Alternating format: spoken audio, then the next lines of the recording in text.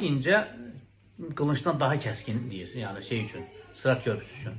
Orada bir neçə dayanacaklar var. Birinci dayanacak imandı yani. İmanı var mı yok mu? O yoksa gürültüyle gitti aşağı cehenneme. Çünkü Sırat cehennemin üzerinde kurulan bir köprü.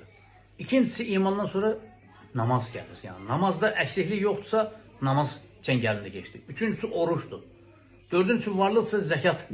Beşincisi varlıqsa həcə gelip gelmediği. Orada o çengelde yani o senzordan, o şeyde xarici ölkəyə gidəndə, təyyarədən keçəndə şeyliləri, nəsə aparatdan keçəndə, ne varsa iç daxili organları hamısını göstərir.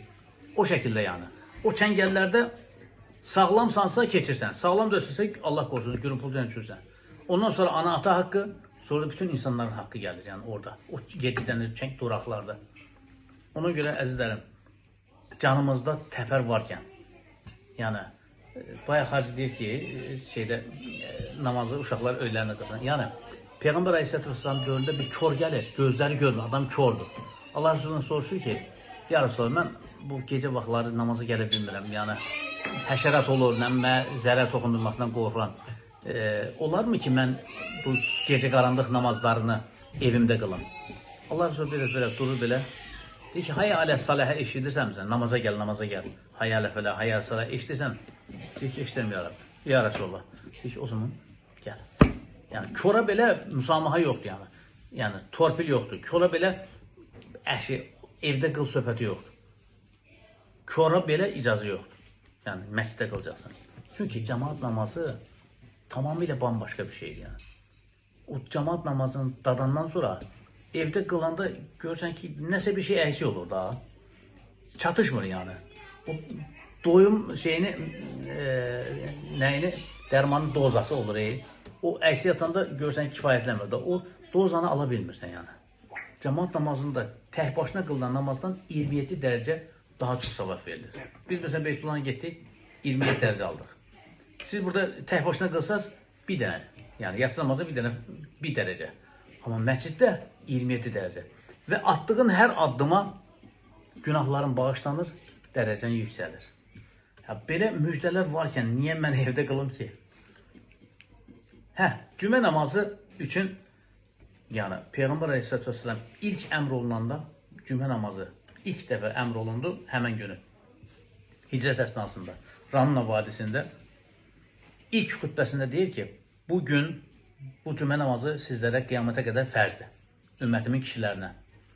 Kim bu cümə namazını deyir, üzürü olmadan yani üzürsüz şekilde terk ederse Allah deyir onun iki yakasını bir araya getirmez.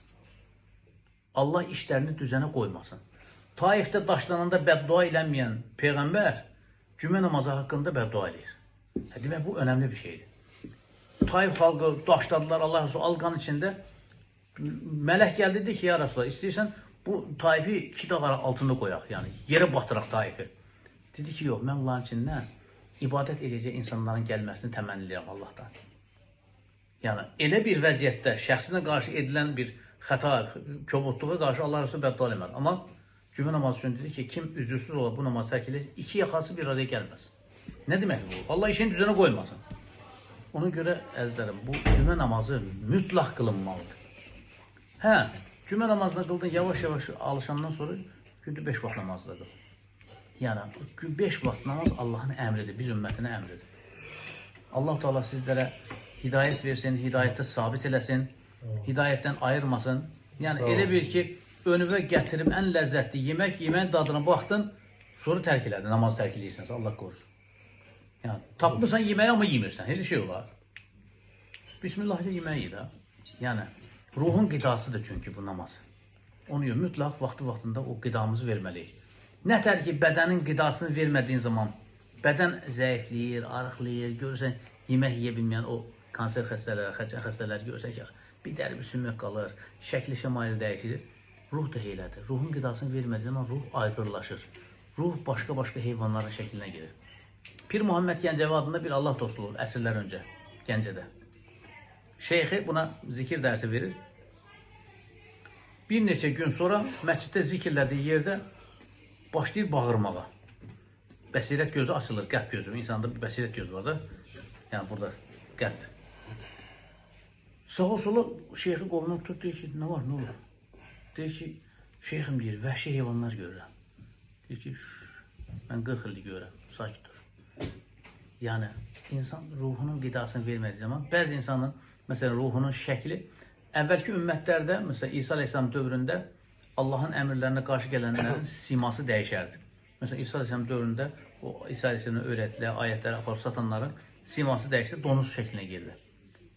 İsa Aleyhisselam onu tanıdı, dedi ki, sən filan havarisən, dedi ki, başına ağlaya-ağlaya, başına işarələdi ki, hə. Amma Peyğəmbər Aleyhisselam dua elədi, bu ümmətdən o hal qaldırıldı.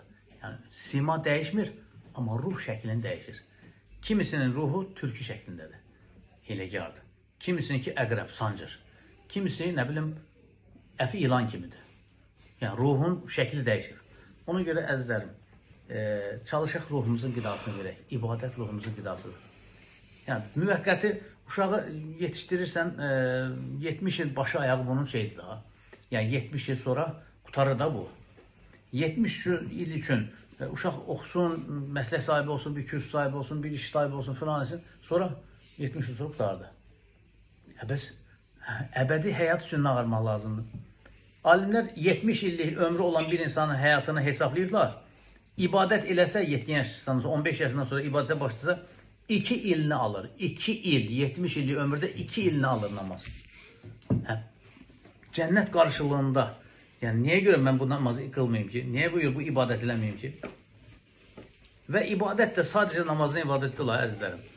Bəşəri münasibətlərdə dürüst olmaq da ibadətdir. Tərəzidə qarşı tərəfə allatmamaq ibadətdir yəni. İşi düzgün, doğru, dürüst. Məsələn, dərziyə geysən, paltar versən, deyirsən ki, nə vaxt hazır olar? Deyir ki,